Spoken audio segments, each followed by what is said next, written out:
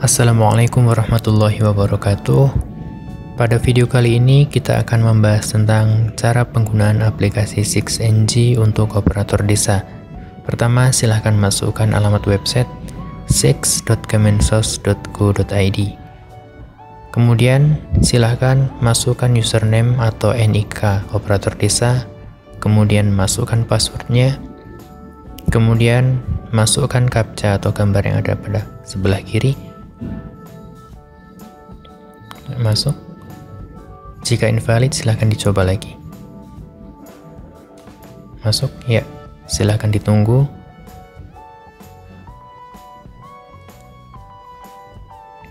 Pada halaman depan akan menampilkan nama desa dan juga NIK pengguna. Kemudian di sebelah kiri ada menu DTKS, verifikasi kelayakan, usulan baru, dan juga perbaikan data.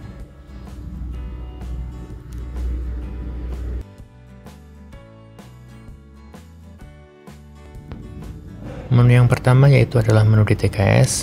Di sini ada view DTKS dan rekap DTKS.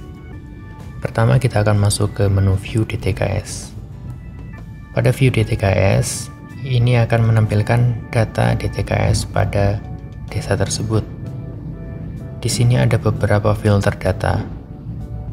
Yang pertama ada filter nama, kemudian NIK, kemudian NKK, kemudian nomor BPJS.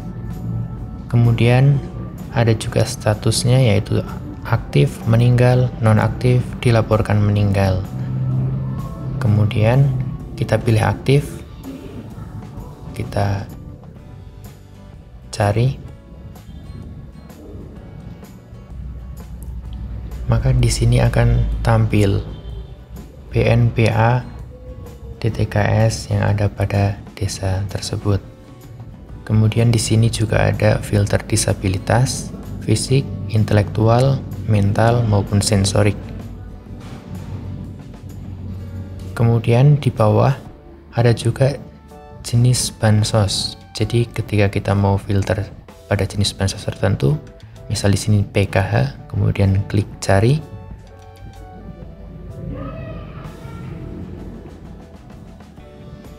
Maka di sini akan menampilkan BNPA penerima PKH, kemudian BPNT, maka akan menampilkan penerima BPNT. Di sini ada BST, kemudian ada PPI, kita cari, maka akan tampil BNPA penerima PPI, kemudian non bansos atau DTKS yang tidak mendapatkan bansos. Ya. Kemudian kita sekarang coba ke BPNT, kita cari.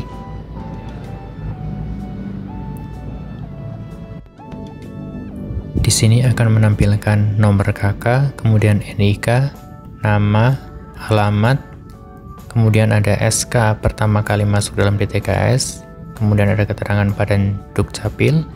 Nah, di sini ada BPNT, bantuan pangan non tunai. Di sini ada keterangannya, misal seperti BPNT September 2022, itu berarti artinya pada periode September 2022 masih menerima. Kemudian di bawahnya ada keterangannya juga, SI. Nah, kemudian bawahnya BPNT Januari Maret 2022, artinya terakhir dapat yaitu adalah periode Januari Maret 2022. Dan seterusnya. Kemudian ada keterangan-keterangannya, itu selengkapnya penjelasannya seperti ini. Jadi penyaluran itu ada beberapa proses tahapan, mulai dari penyiapan data calon KPM, kemudian dari penyiapan data calon KPM itu dibagi menjadi dua, yaitu KPM existing yang sudah mempunyai rekening, dan kemudian atau yang KPM baru yang belum mempunyai rekening. Kemudian dari KPM existing tadi, selanjutnya itu OMSPAN, Online Monitoring Span. Kemudian ada dua kemungkinan, berhasil OMSPAN atau gagal OMSPAN. Setelah itu kemudian ada SPM, Surat Perintah Membayar. Kemudian setelah itu ada SP2D, surat perintah pencairan dana. Kemudian ada SI atau surat instruksi. Kemudian setelah itu ada top up. Nah, top up dibagi menjadi dua juga, berhasil top up atau gagal top up. Kemudian yang berhasil top up ada dua juga kemungkinan, yaitu berhasil salur atau gagal salur. Nah, kemudian dari KPM baru yang belum mempunyai rekening tadi, itu ada kemudian proses burekol, buka rekening kolektif. Nah, dari proses burekol itu ada dua kemungkinan, berhasil burekol atau gagal burekol. Nah, yang berhasil burekol maka akan masuk ke proses omspan seperti yang tadi. Ya, kemudian kita geser ke kanan. Nah, di sini ada BST, kemudian PKH, program keluarga harapan. Di sini ada keterangannya, calon penerima bansos, berarti dia akan menerima bansos pada periode tertentu. Kemudian PPI Oktober 2022, berarti pada Oktober dia masih masuk dalam PPI. Nah, kemudian di sini ada BLT, keterangannya sama seperti tadi. Kemudian ada BLT BBM, di sini September Oktober, artinya dia penerima BLT BBM pada periode September Oktober. Kemudian di sini ada rumah tidak layak huni, kemudian keterangan meninggal. Kemudian di sini ada keterangan disabilitas. Nah, di sini ada beberapa tombol aksi. Yang pertama menyatakan meninggal, kemudian menyatakan hamil, dan klarifikasi disabilitas. Kita coba satu persatu, yaitu menyatakan meninggal. Di sini jika orang tersebut meninggal, silahkan dimasukkan tanggal meninggalnya. Kemudian bisa klik ya atau lanjut. Nanti jika dinyatakan meninggal akan ada keterangan seperti ini. Nah, harus diverifikasi supervisor Dinsos Kabupaten Kota. Itu artinya nanti nunggu persetujuan dari Dinas Sosial. Nanti akan diverifikasi dan di-approve oleh Dinas Sosial. Kemudian tombol aksi yang kedua yaitu menyatakan hamil. Jika orang tersebut hamil, silahkan diisikan bulan hamilnya, kemudian tahun hamilnya. Kemudian klik tambahkan. Nah, setelah itu ada tombol klarifikasi disabilitas. Jika orang tersebut ternyata adalah penyandang disabilitas, silahkan pilih salah satu jenis disabilitas atau lebih dari satu. Kemudian klik ya. Kemudian untuk menu selanjutnya itu adalah menu rekap DTKS. Nah, pada menu rekap DTKS itu akan menampilkan rekap DTKS dari desa tersebut. Misal di sini ada jumlah individu, jumlah keluarga, kemudian jumlah data yang perlu diperbaiki. Data yang perlu diperbaiki ini biasanya data yang belum padan dengan Dukcapil. Kemudian di sini juga bisa dipilih periode SK-nya. Nah, di sini silakan dipilih misal SK September, maka akan tampil DTKS pada periode September. Juli, maka akan tampil pada periode Juli. Seperti itu.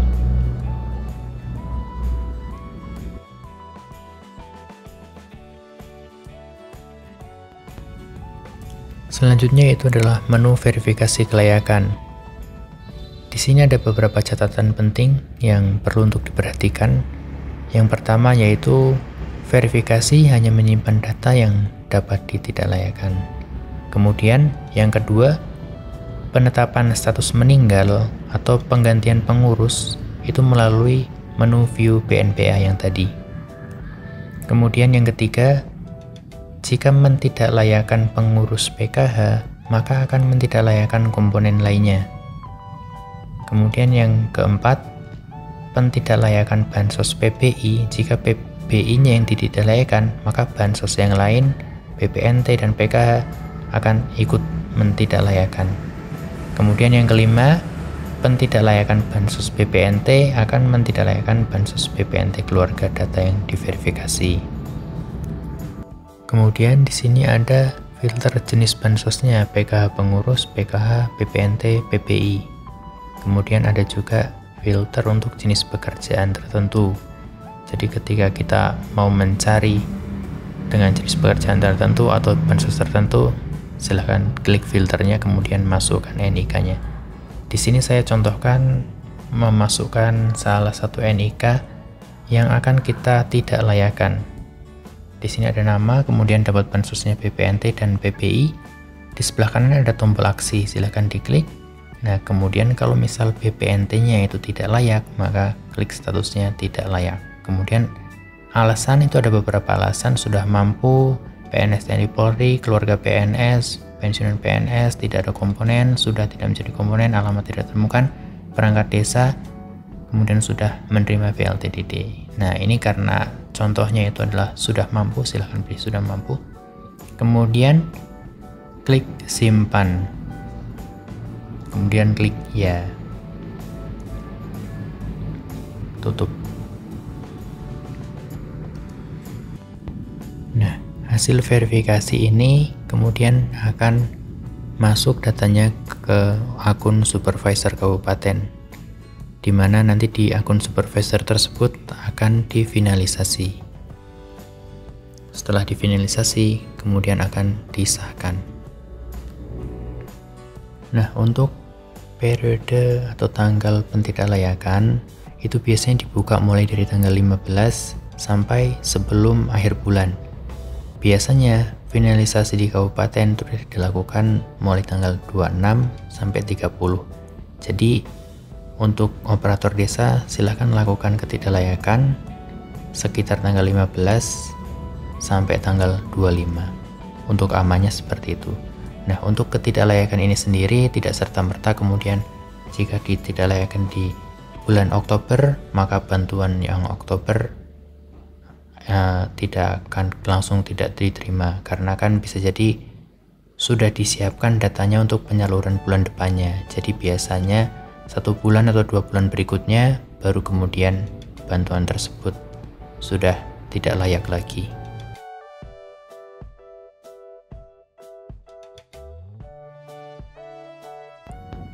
Selanjutnya yaitu adalah menu usulan baru. Di sini ada beberapa catatan penting. Yang pertama, pengusulan data baru dilakukan melalui form usulan setelah menekan tombol usulan. Kemudian yang kedua, mohon untuk pengusulan data baru diusulkan seluruh anggota keluarganya. Jadi ketika mengusulkan BPNT ataupun PKH, silahkan seluruh anggota keluarga diusulkan. Untuk anggota yang lain diusulkan jenis bansosnya non-bansos atau DTKS. Sedangkan untuk pengurusnya silahkan diusulkan usulan jenis usulan PKH atau PPNT. Kemudian form data individu akan dipadankan dengan data Dukcapil Pusat. Kemudian yang keempat, pengusulan bansos dapat dilakukan apabila form data individu sudah padan Dukcapil Pusat. Kemudian yang kelima, waktu pengusulan mengikuti jadwal pemadanan Dukcapil Pusat, yaitu mulai dari pukul 6 pagi sampai 8 malam. Jadi untuk pengusulan itu hanya bisa dilakukan pada jam 6 pagi sampai jam 8 malam. Jika lewat jam itu maka tidak bisa. Di sini ada filter periode usulan Oktober, September, Agustus, dan seterusnya. Bisa lihat riwayat historinya. Kemudian ada usulan, finalisasi, dan verifikasi kabupaten.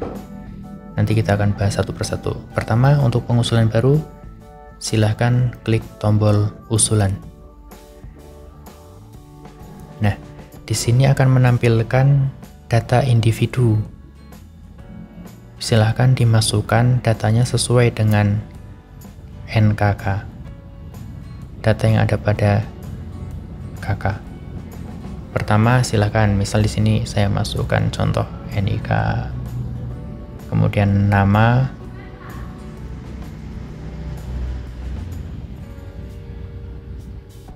kemudian nomor KK, tempat tanggal lahir, kemudian tanggal lahirnya, formatnya seperti itu ya. Kemudian nama ibu kandung, kemudian jenis kelamin, jenis pekerjaan, ini kemudian status kawin, RT, RW, dan alamat. Nah, di sini semua harus diisi sesuai. Nah, misal ada yang tidak sesuai nih, contoh alamat tidak sesuai, maka akan merah, ada tombol merah. Maka akan ada tanda merah, silahkan diperbaiki dulu, disesuaikan. Kemudian klik selanjutnya. Nah, jika seperti ini berarti berhasil. Kemudian di sini ada pilih program bansosnya, apakah PKH, BPNT atau non bansos. Jadi kenapa nggak ada PBI di sini? Karena PBI itu kan periodenya itu kan mulai dari awal bulan, biasanya tanggal 1 sampai tanggal 10. Jadi karena sekarang ini yang disimulasikan itu akhir bulan, maka yang ada itu PKH, BPNT, dan non bansos. Ketika nanti Bapak Ibu membuka aplikasi ini pada awal bulan, maka bisa jadi PKH, BPNT, non bansos nggak ada, tapi adanya cuma PBI. Kita pilih BPNT, kemudian kita di sini ada jenis disabilitasnya. Jika disabilitas, kemudian jika hamil dimasukkan tanggal hamilnya, kemudian klik usulkan.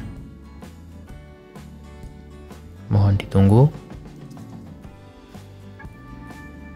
Nah, jika seperti ini keterangannya, itu artinya sukses, usulan diterima. Nah, di sini kan keterangannya DTKS dan BPNT.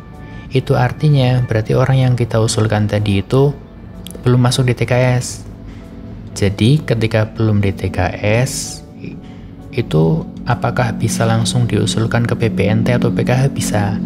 Cuma nanti jadi periodenya dia akan mengikuti usulan DTKS, kemudian baru usulan yang apakah BPNT, apakah PKH, apakah PBI.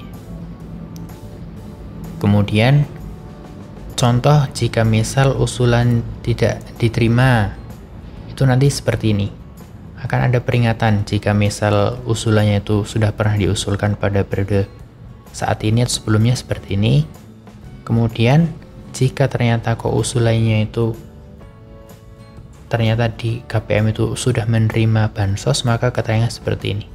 Gagal, usulan ditolak, keluarga sudah menerima bansos dan sudah terdaftar di DTKS.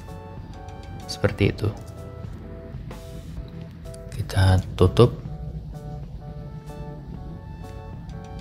Ditunggu, kemudian sekarang kita coba untuk mengusulkan satu orang lagi ya, anggota keluarganya tadi. Jadi kan tadi kan yang sudah saya sampaikan bahwa usulan itu harus semua anggotanya diusulkan. Nah, tadi kan pengurusnya yang akan penerima BPNT, kemudian sekarang anggotanya. Di sini silahkan dipilih non bansos, kemudian usulkan. Ditunggu. Oke, berhasil. Kita tutup dulu. Oke, selanjutnya jika misal nih asumsinya semua sudah diusulkan, sudah diinput semua, langkah yang selanjutnya yaitu adalah finalisasi. Finalisasi caranya seperti ini. Kita bisa centang semuanya langsung atau bisa juga centang satu-satu seperti ini. Untuk biar cepat kita centang semuanya. Kemudian di sini ada tombol finalisasi data usulan, silahkan diklik. Nah, di finalisasi ini diperlukan surat pengesahan atau berita acara dari desa yang ditandatangani oleh kepala desa atau sekretaris. Contohnya seperti ini.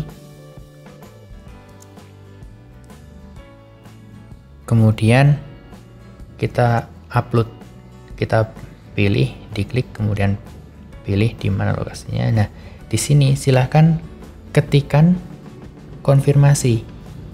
Kalimatnya harus sama persis. Saya bertanggung jawab terhadap data usulan tersebut.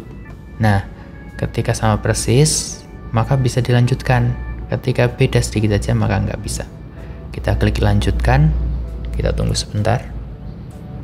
Oke, proses finalisasi selesai.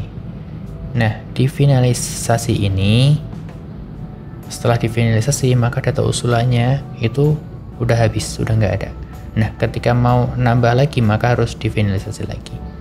Di sini ada filter finalisasi. Nah, filter finalisasi ini data hasil yang difinalisasi akan muncul di sini. Di sini ada detailnya. Kemudian ini ada contoh yang tadi surat pengesahnya. Oke. Kemudian di sini verifikasi kabupaten. Jadi setelah difinalisasi di desa, itu masih ada lagi verifikasi di kabupaten. Nah, setelah diverifikasi di kabupaten, baru usulannya itu akan berhasil diusulkan gitu. Jadi kalau misal tadi kok usulannya cuma input usulan aja, terus kemudian tanpa difinalisasi dan tanpa disahkan oleh desa, maka usulan itu tidak akan diterima. Maka tadi langkahnya yaitu pertama input usulan, kemudian yang kedua itu difinalisasi, kemudian setelah difinalisasi data itu akan masuk ke kabupaten. Nah, di kabupaten nanti akan di-approve usulan tersebut, kemudian akan difinalisasi lagi dan disahkan di kabupaten.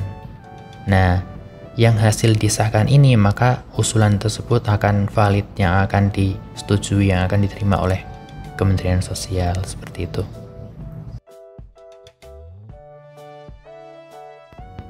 Menu selanjutnya yaitu adalah menu perbaikan data atau menu ganti pengurus bansos. Nah, pada menu ganti pengurus bansos itu adalah untuk mengganti pengurus yang KPM tersebut penerima PPNT atau PKH yang telah meninggal dunia. Jadi misal seperti yang tadi di awal kita sudah menyatakan meninggal dunia pada menu view DTKS tadi. Nah, jika KPM tersebut punya keluarga dalam satu KK itu dan dalam satu KK tersebut masuk dalam DTKS, maka kepengurusannya atau haknya penerima PPNT atau PKH itu bisa dialihkan ke anaknya, atau misal ke suami atau istrinya, atau orang yang ada dalam satu KK tersebut dan harus masuk dalam DTKS dan yang memenuhi persyaratan. Biasanya persyaratan Burekol itu kan 17 tahun, jadi yang di atas 17 tahun. Sebagai catatan bahwa di sini kan bisa ganti pengurus itu untuk yang masih dalam satu KK, maka sangat dianjurkan ketika ada KPM yang meninggal dunia di desa tersebut, langsung saja nyatakan meninggal di view DTKS tadi, kemudian langsung jika memang ada anggota keluarga yang lain dalam DTKS tersebut, silahkan langsung ganti pengurus di sini. Jadi takutnya ketika nanti kelamaan itu kan bisa aja udah bikin kakak baru, kemudian kan kakaknya sudah beda, maka biasanya itu nanti tidak akan ada lagi di menu ganti pengurus ini, maka harus jadi usulan baru. Nah, sangat dianjurkan ketika ada kabar meninggal segera diproses pergantian pengurus ini. Nah, di sini juga pergantian pengurus itu masih berlaku jika KPM tersebut pada periode bulan sebelumnya itu masih masuk dalam SP2D. Jadi jika misal KPM-nya itu KPM lama, misal sudah lewat 2 bulan atau lebih lama, maka sudah tidak bisa diganti pengurus lagi. Oke, sekarang kita masuk ke filter-filternya. Di sini ada PKH, PPNT, kemudian di sini ada statusnya, pengajuan, finalisasi, pembatalan, selesai. Nah, kita di sini kan ada juga di sini kita masukkan NIK-nya ya. Salah satu yang kita menyatakan meninggal tadi, kita masukkan NIK-nya di sini.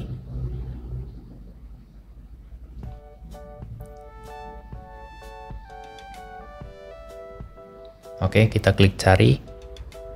Nah, di sini ada nih, ketemu. Berarti artinya dia memang bisa untuk diganti pengurus. Tinggal tergantung di sini kita ada klik aksi di sini. Nah, di sini ada satu anggota nih, anaknya. Jika memang ada istrinya atau suaminya, maka akan ada daftar di sini. Kita pilih yang akan digantikan siapa, anaknya, klik anaknya. Kemudian klik ya, simpan, ya, lanjutkan, sukses. Oke. Setelah ini berhasil nih. Nah, setelah proses ini nanti datanya ini kan masuk ke pengajuan. Nah, di pengajuan ini nanti akan disetujui nih masuk ke akun supervisor kabupaten. Nah, setelah disetujui oleh akun supervisor kabupaten, maka usulannya itu bisa diterima. Pembatalan selesai. Nah, nanti akan masuk di status selesai. Nah, demikian tadi beberapa menu yang ada pada aplikasi 6ng versi 0.7.91. Jika nanti akan ada update selanjutnya, maka akan kami informasikan lebih lanjut. Silahkan jika ada pertanyaan atau ada yang perlu didiskusikan, silahkan tinggalkan pesan di kolom komentar. Terima kasih telah menyimak sampai selesai. Assalamualaikum warahmatullahi wabarakatuh.